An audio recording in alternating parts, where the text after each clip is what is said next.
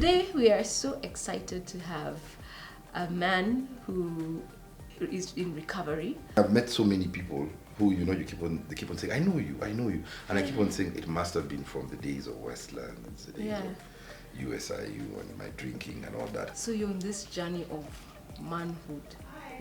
Yeah. I feel like many men don't understand their value, their capacity, because we were never really schooled on this. There seems to have been a challenge, especially through the transition from when our folks left the rural setup, where they used to have a lot of mentorship, these sitting clans, and they would be schooled about being a man. Then they came to the urban area, and jobs took over their time. So the interaction with the sons had to be very intentional.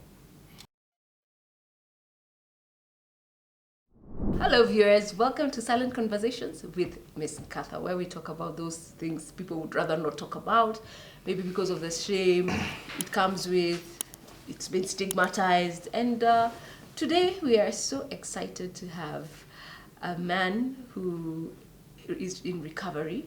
You'll get to understand what that means. And he's very vocal, he has a lived experience, and he's called D-Man. D-Man. D-Man, welcome to the show. This conversation is long overdue. We had started last year. Yeah.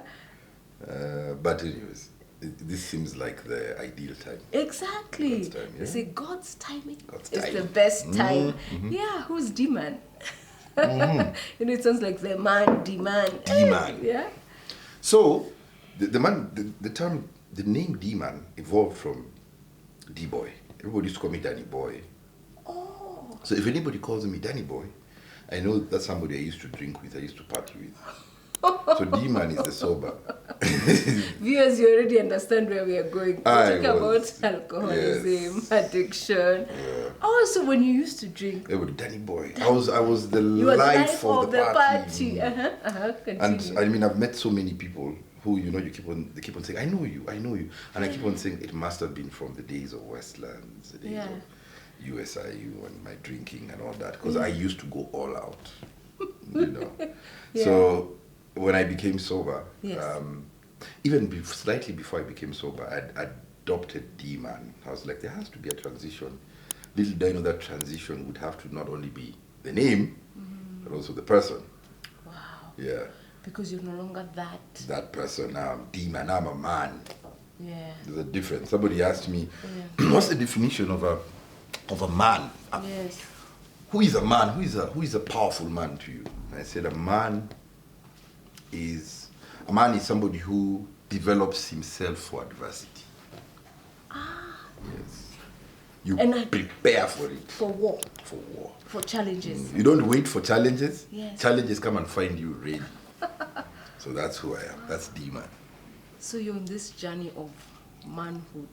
Yeah. I feel like many men don't understand their value, their capacity, because we were never really schooled on this. There seems to have been a challenge, especially through the transition from when our folks left the rural setup, where they used to have a lot of mentorship, these sitting clans, and they would be schooled about being a man.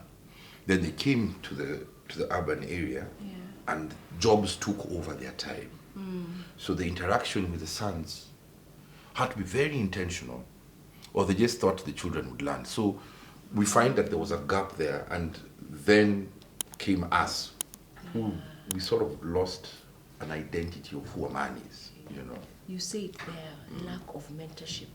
In the rural setup, it was community. There were those men. Even now, they call them the wazes. Yes. But then when there was that transition, I mean, you put it so well. So you have a father who was never mentored per se, or didn't have that strong support. And then he has children, and he's not able to do the same for the next generation. Exactly. And then you have lost a generation because they're seeking identity in different ways. Things. They're easily swayed by, waves, what social media defines as a man. A man has this. So you find everybody trying to fit into those shoes. But a man is a man because, first of all, that's who God made him. There's something about you, in your identity. Let's talk about Danny Boy. And you mentioned Danny Boy, was he mentored? Life. Yes. Was he mentored? Or was he the one who was seeking approval in things and different? Just take us through your journey. So, me and you, we know very well that behind the over drinking, there's a problem. Serious. Yes. And actually, that's what I've been trying to tell families right now. They bring me to support. Yes. I keep on telling even the dads that, listen, there's something that you didn't do, but not that you didn't do it intentionally. You did what the baby boomers used to, for them, how they showed love was provision. Yes. Nimekulipia fees, I've paid your fees, I feed you, I've done this, what more do you want, But they did not have that emotional, they didn't know how to be intimate. And I've been learning about how to become a comprehensive man. You have to learn to be soft and tough at the same time. Somebody put it well, there's a reason why men also have breasts. We have a soft side. Yeah. But yes, men, even as fathers, were very tough. They were very tough. If they So there was needed that. any affection, he was quick to say, go to your mom or go to an auntie. Yes. There was no... And the power of a father who can say, it's okay, my son. Yeah. Like, I see how much it does to my children when I find them going through some emotion. Then I come and just hold his hand and I tell them it's okay. It just drops, And many of us missed that. And I keep on saying, it's not because our fathers did it intentionally. It's because they didn't have a model of what that looks like. Because probably their granddad had many children and he couldn't be able to give that sort of affection to each and every one of them. So as I grew up, I strongly believe I did not have a very good emotional or an intimate connection with my dad as much as I've wanted. Yes. My dad had wounds that he slowly healed from later on in life, but it cost him even his health. This is a man who, from the village, did so well in school. Yes. Taken to the United States, he went with his wife, he went as far as Harvard to do his master's. During the airlift of Boya? Yes. Wow. He went, he schooled, he came back. Yes. And he supported his brothers, My mom got many of his brothers to school in India. So he did so much for society and he was doing well. Got his own house in Lavington. Yes. A very vibrant man. And then mixing with the wrong company, who obviously envied him. Okay. My mom kept on warning him, there's some things you should not do with these people. Don't get into politics with these people will mislead you. And he ended up giving so much money. And he lost a lot of money, which cost him the house. So we had to move from Lavington to Jamhuri. So he had to leave from his home back to paying rent. This is a Harvard graduate. So that scarred my father. How old were you at this time? At that time, probably maybe 4 or 5 years, 6. Okay. Yeah. Wow, So I'm a very strong replica of my dad. Sound like him, talk like him, also look like him. So I can imagine I was daddy's boy, but when that happened, daddy was not able to, love me as I wanted to. Because I have this son called Gerard. Gerard, I got him after rehab. Gerard is a strong boy. He is strong, and then he's aggressive. You cannot beat him to keep quiet.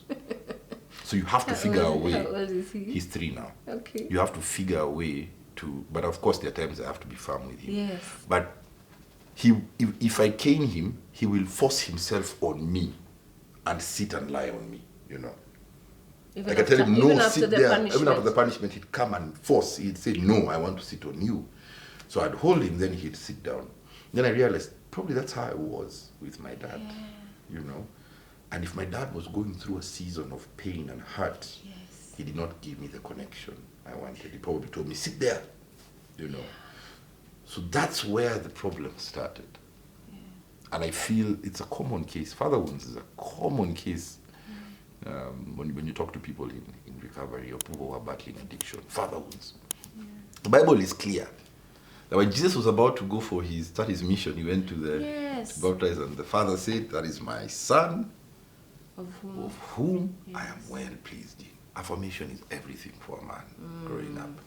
So if that is not there, we go looking for it. So where did you go looking for it? Now,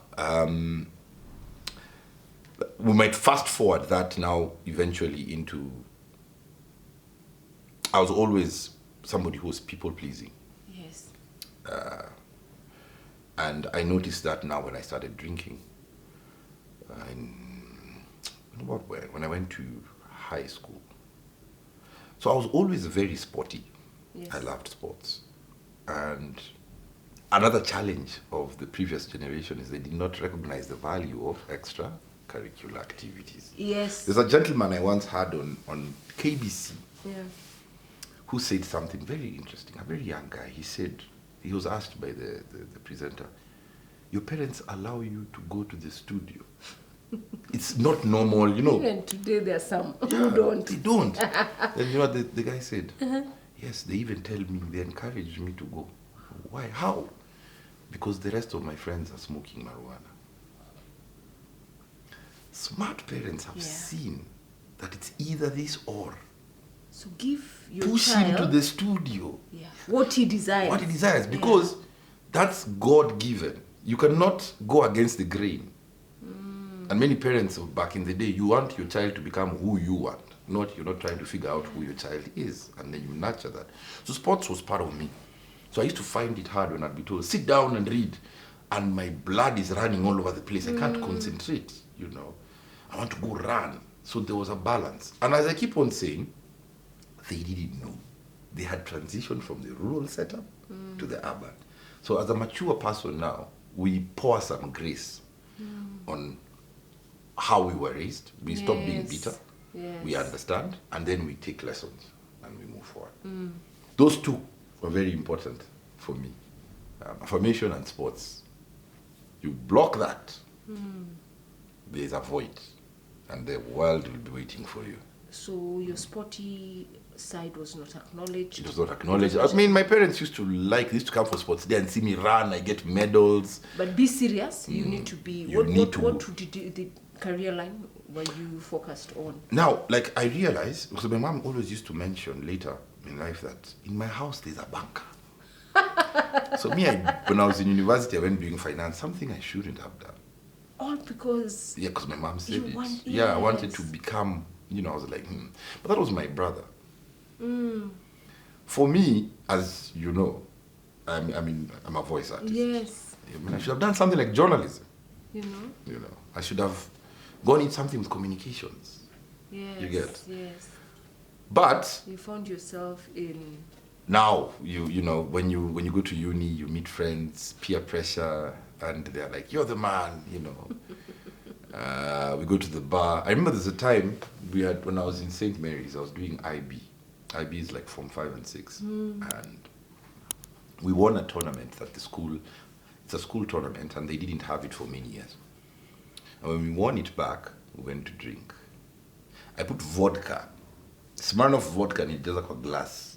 Kama when you mtu weka chai. I'm allowed to speak in Swahili. Yeah, as you feel. So I put the vodka and I flashed it. Why was I doing that? To prove I'm the man. You had an audience. Yes, watch me drink. I know how to drink, Seeking approval. Yeah. And of course, it was catastrophic after that. I blacked out.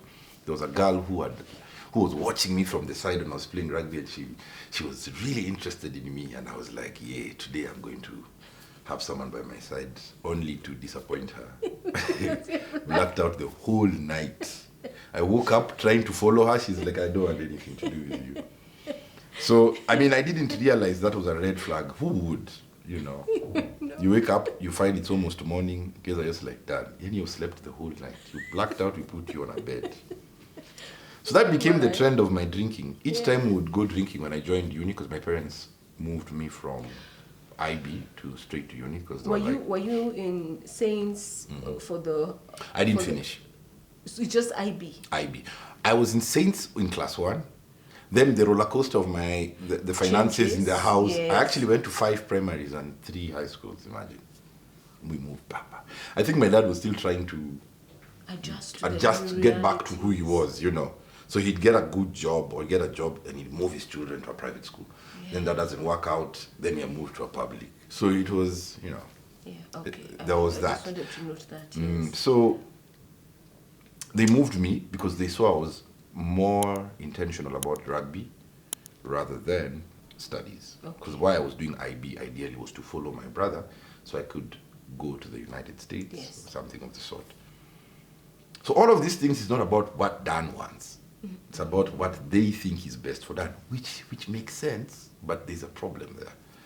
So when I went to uni, I met friends. And I had slowly become rebellious because my dad was a tyrant. Let's put it that way. He was a very good man. He had a very good heart. I used to see it, and I saw it many times. But he was just, I think his wounds and everything that had happened made him very harsh. Even the neighborhood, everybody used to scatter when they see him. So when I got to Form 4, I used to tell myself, when I turn 18, they will not tell me anything. And of course, that means I was stretching myself, yes, to dive into something in rebellion. Yes, yes. And that's how my drinking started. When I joined now uni provided the environment, yes, for the addiction. I remember uni days. So there was a pattern. Now there was a regular use. Yes. You start using it every Thursday, Friday, and it's spirits. You know, you're not drinking beer. Spirits, and you drink. You know.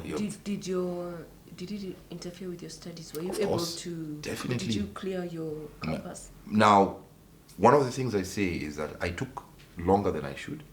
Oh. Yeah, something that should have taken me less than 4 years took me 6. And there are many people, even who are watching today, who either didn't graduate, yes, are still in campus 10 years later. You just need, you know, the thing is this, it can be even embarrassing to go finish, but it's important to finish. Like for me, I got to a point where I knew there were courses in my first year that I had failed, that I needed to do. That time I am a senior. I humbled myself and I went and I did those courses because I was like, hey, I need to finish. One of the things that helped me finish is that, considering I couldn't play rugby, the university had a gym and I was a regular there. So each time I would exercise, I'd have sound thinking and I'd be able to make better decisions. But immediately I'd go and have a drink, that's it. A whole week would go into drinking. So I was fortunate to finish, but now I graduated. So I have my degree and I have my addiction. Yeah. So, but you don't know it's an addiction. You think it's just a habit and you want to justify it. Because there used to be this common advert, mbili mbili kama kawaida, you know. I thought mbili mbili, you're not drinking Tusker, you're drinking hard liquor. This sounds like deja vu. You know why? Yesterday I was on a show. Yeah. And what you've just said, I graduated with a degree and a drinking habit. And I spoke just what you just said. The air those days was two for the road. That's and it. That was it. That was the narrative. That was it. Yeah. So you know, whatever anybody would tell you, you're drinking too much, you'd be like, no. I just have a drink every day. Yeah. So obviously, I mean, it was obvious. I didn't do my internship well. I would go to work on Wednesday because on Monday and Tuesday I'm nursing a hangover. Okay. Wednesday, Thursday, Friday, the drinking starts on Friday. Again, through the weekend. So one of the things is that I was obviously trying not to go back home. So I'd look for work. And things didn't work out. So I ended up hiding in the popular Risambu in a friend's house. Oh, so it took longer for you to get employment? Yeah. Yes, of course. Because even when you get employment, it wouldn't work. But a friend's mom connected us for interviews. And I finally got a job. Guess where? Breweries. Oh my goodness. Breweries. And this was the time you went to the source. This is the time for Mtudo. Oh. So Mtudo, remember, he wanted people to drink, to the bars to be closed at around 9. So our work, we're called trade developers, was to ensure that people buy spirits, not beer. That's where it started. Yes, so because that made sense for a beer. Because how many beers can you drink between 7 and 9? But if you buy a half, that's profit for you. Beer. So that was my work. So every day I had liquor in the car, and so you wake up in the morning, stretch, door lock. In the office, are they noticing that It's their teams are also getting are using stocks, or you had this? You know, the thing is, the price of what you see me, I'm selling it at. I'm a distributor. Yes, at wholesale. So it's cheaper, much. I can cover that. I can buy it for myself. You know. For them, as long as the books are in order, they don't care if you have a drinking problem. Yes. As long as sales are happening. That's the most important thing. Are you meeting your targets? So, and I'll drink the cheap option. I don't think I need to mention the brand, but so I'll drink about 4 quarters a day. From morning, at 11 I open another one, at 3, at 5. Tell me about your clients. Okay, obviously your clients are bars and other establishments, so they didn't really care at your state in terms of if you're sober or if you're not sober. At that time, I'm a young, confident, vibrant man. Yeah. The alcoholism hasn't beaten me down yet. So you'd think, this is normal for this guy. He's active, he's driving around. But it was wrong, first of all, because I was driving around and I'm drinking. There was a time I remember speeding on the road and I could have died. I remember I overtook another bus and the bus hooted loudly like, what have you just done? Because I remember swerving to avoid the next car coming. And I remember as I was driving, I remember that very clearly because God allows me to remember it. I remember in my mind, I'm like, Daniel, you know you should have died there. At that time I'm on high speed, I'm on 160, I'm cruising. Where are you rushing to? I was coming back to Roysambu to drink with my mates. It was an urgent call. Just thrills of life, you know. Oh, remember I told you when I said, when I turn 18, that statement, so everything was in excess. Everything was in excess. So that now, of course, I couldn't even, when I lost the job at breweries, I remember my boss asking me, what are you drinking? Because I was reeking. Because I remember the time I was fixing my car with fundis, and those fundis for Grogan, you know, they drink. And I was drinking with them, those second generation. I tell you. Your boss thought maybe. He was like, it's not is this our product? This is not. She was like, whew, what are you drinking, boss? You know. And so I lost it. When I lost that, the shame. So I went back into hiding. My mom put pressure on my dad. Get Daniel a job. Yes. So I went for an interview at a renowned painting company. They make paint. And when I went for the interview, it was for accounts. They're like, you're not an accountant. We will call you again. I was like, Mazi, they have tried. Because you see, my papers say I did finance. But that wasn't my thing. So they called me for sales. Told me, you're a salesman. We could tell from the interview. Yes. And so I got the job. I was happy, paying well. And from day one, I started drinking beer. Niko na pesa sasa, I can drink beer from day one. So they used to fly me out of the country to go sell in Rwanda, Burundi. I remember sitting in the airplane feeling like the man, just telling them, letter. I'm telling you, back I'm going to drink with clients in Rwanda. My boss is getting updates. As early as 10 in the morning, I'm telling clients, let's meet at a bar. I'm buying them that's beer. the culture. That's the culture. Let's sit down. I have an allowance in dollars. Then at the last day, I don't have money to come back. So in Burundi, enjoyed Primus. Beer kubwa. I drank. But so I blundered and I went and I asked a client, an Indian client, to assist me with some money. I'll send it back to him. And that's how the report got to my boss. Oh my boss was like, because when I met him, when I came back, he was like, you went asking clients for money. But interestingly enough, I knew there was always gift inside of me, because even the guy I asked for money, when I went to sell to him, he told me, can I hire you? because he could see the passion I had applied in my product, in the product I was selling, and he was like, this guy can sell. So I lost the job in 2 months. Because of the drink. Because of the drink. I had the guts to, when my boss was telling me, you're not here to work, you're here to have fun, I had the guts to go and defend myself at the CEO, to go and report to my boss, forgetting that they are Indians. They eat together every day. It's fired. I went into hiding again. Yeah. But at this time now is when... So the jobs you would get would not last more than 3 months. That was the problem. And I think this is a problem with many addicts, is that there's an inconsistency in the CV. You can see. Yeah, and everybody used to ask me, why are you jumping from job to job? And of course, it's an addiction. And I that think time you would blame the boss. I would blame other things else. than myself, because one thing I was like, but I'm good. I used to sell. Yeah. But now at that point is when now Mogoka came into the scene. Oh my. I was introduced to it by a friend. This friend of mine, we are tight, is one of my best friends. He was rescued by his parents. They shipped him to Dubai. Otherwise, he'd have plunged deeper into addiction.